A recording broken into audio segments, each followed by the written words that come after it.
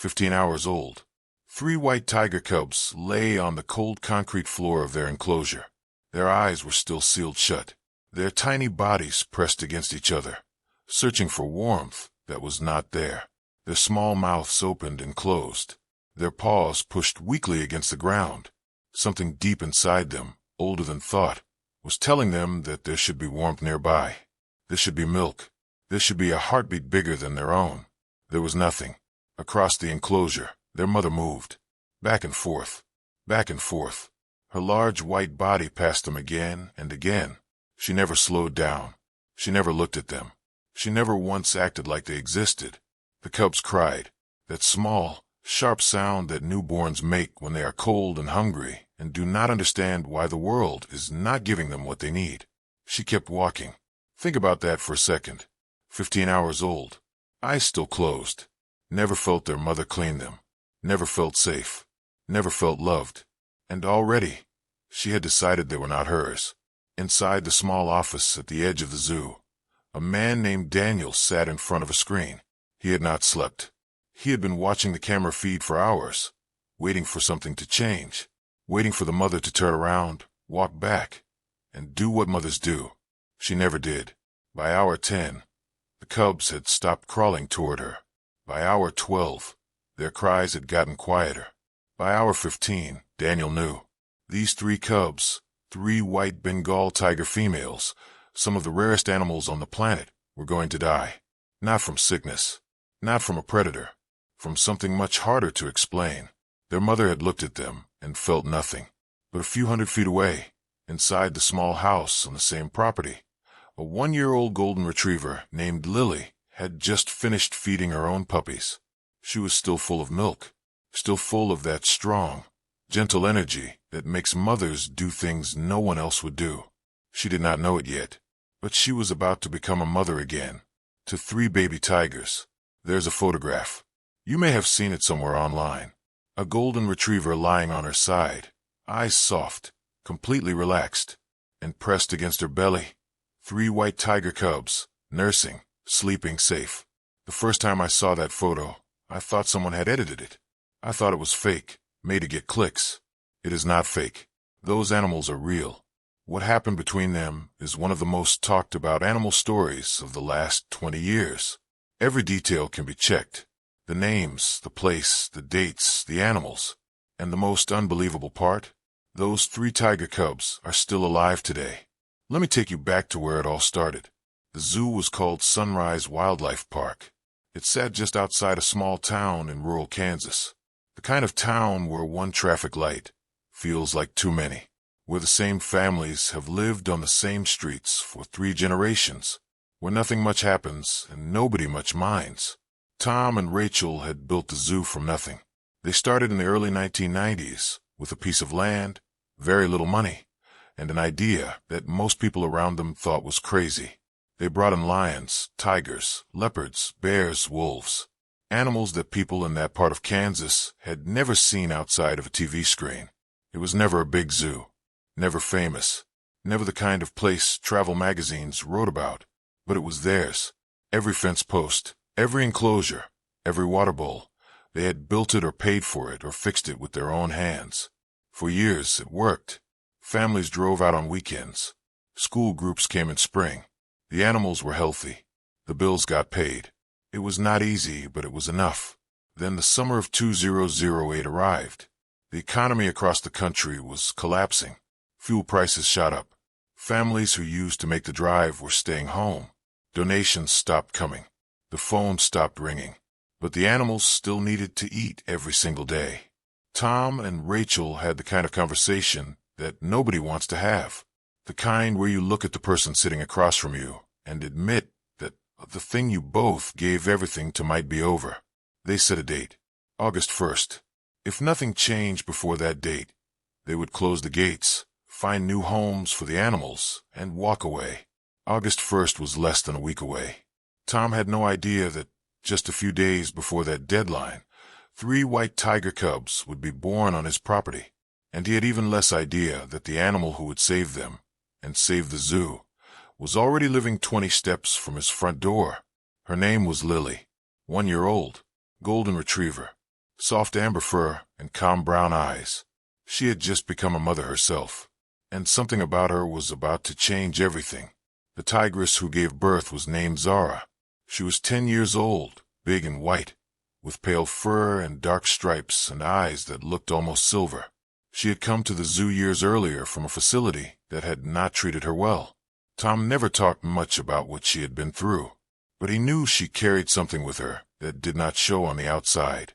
When Zara got pregnant, Tom watched her closely. He set up cameras in her enclosure. He checked the feed every few hours. He told himself that once she saw her cubs, something inside her would turn on, that nature would take over, that everything would be fine. It was not fine. She looked at them when they were born. Then she walked away. For 15 hours, Tom sat in front of that screen and watched 3 newborn cubs cry on a cold floor while their mother paced the far wall of the enclosure. He watched them crawl toward her. He watched her move away without even looking down. By hour 15, he called Rachel into the room. They stood together in silence and watched the screen. The cubs were still moving, but barely. Their cries had become almost too quiet to hear. Rachel was the one who said it first. "What about Lily?" she said. Tom looked at her. "She just had puppies," Rachel continued. "She still has milk, and you have seen how she is with anything small and helpless. She mothers everything that comes near her." Tom knew she was right about that. Lily had once tried to clean a baby rabbit that had wandered into the yard. She had carried a small injured bird in her mouth, so gently that it was still alive when Rachel took it from her. She had that thing, that pull toward anything that needed care. But dogs do not raise tigers. The smell is wrong. The instincts do not match. Everything about it went against the way nature works. Tom looked back at the screen. 3 cubs, still fighting, still crawling toward a mother who was never going to come. He looked at Rachel. "Let's try," he said. They picked up the cubs and walked toward the house.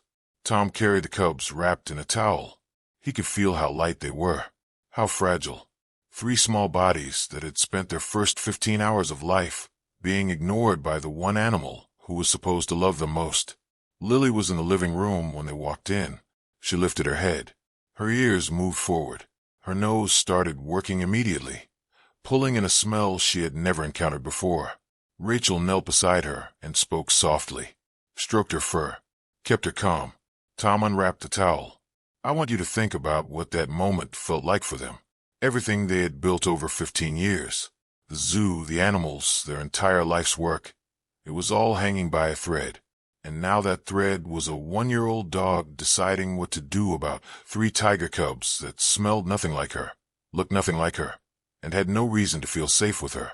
Lily stood up and walked over slowly. She lowered her nose toward the first cub, sniffed it carefully, the way dogs do when they are trying to understand something. Then the second cub, then the third. Then she pulled her head back. For a long moment she did nothing. She just looked at them. 3 strange little creatures making tiny desperate sounds, their eyes still sealed shut, their paws reaching for something they could not find. Everything in her should have told her these were not hers. Tom held his breath. Rachel held hers. And then Lily made her choice. She started with the smallest one. Her tongue moved across its face, slow and warm, cleaning it the same way she had cleaned her own puppies. The cubs stopped crying almost immediately. Lily moved to the second one, then the third. She was not hesitating anymore. She was not confused. She lay down on her side. The cubs found her, without being shown how.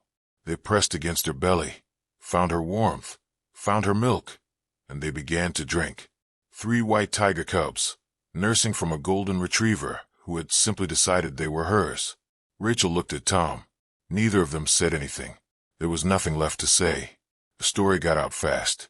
Within days, cars were lining up on the road outside Sunrise Wildlife Park. Families who had never heard of the place were driving hours just to see the dog who was raising tigers. The phone rang so much that Tom and Rachel had to ask friends to come help answer it. A producer from a national morning show called. They wanted to broadcast it live. A photographer flew in and spent 3 days taking pictures that would end up in newspapers around the world. A book deal followed. Everything changed almost overnight. The zoo that had been 4 days from closing its gates forever was now turning people away because there was not enough room. And through all of it, Lily just kept doing what she had always done, feeding them, cleaning them, watching over them with that calm, steady patience that never seemed to run out. The cameras did not bother her. The strangers walking through did not bother her. She had a job and nothing else mattered. The cubs grew fast. Their names were Priya, Mira, and Sona. At a few weeks old, they were the size of house cats. At a few months old, they were the size of large dogs. And they still played with Lily like they were puppies. Still pressed against her when they slept. Still looked for her first when they woke up. But tigers do not stay small. Tom watched it happen slowly. The playful paw swipes got harder. The bites during games got stronger. Lily was 60 pounds. The cubs were approaching twice that, and still growing. She never showed fear. But Tom knew the math. A dog cannot be a mother to a full-grown tiger. Not safely. Not for long. They set a date for the last visit. The cubs had just turned 1 year old. On that final day, before Tom clipped the leash to Lily's collar and walked her out, the 3 tigers came to her one by one. They licked her face. Slow and gentle. The exact same way she had licked theirs on the night she saved their lives. They did not know it was goodbye. She walked out through the gate and did not look back. Priya, Mira, and Sona are still alive today. Still together. Still at the same zoo where a golden retriever once decided that 3 dying cubs were worth saving. You can go see them if you want. That part is real.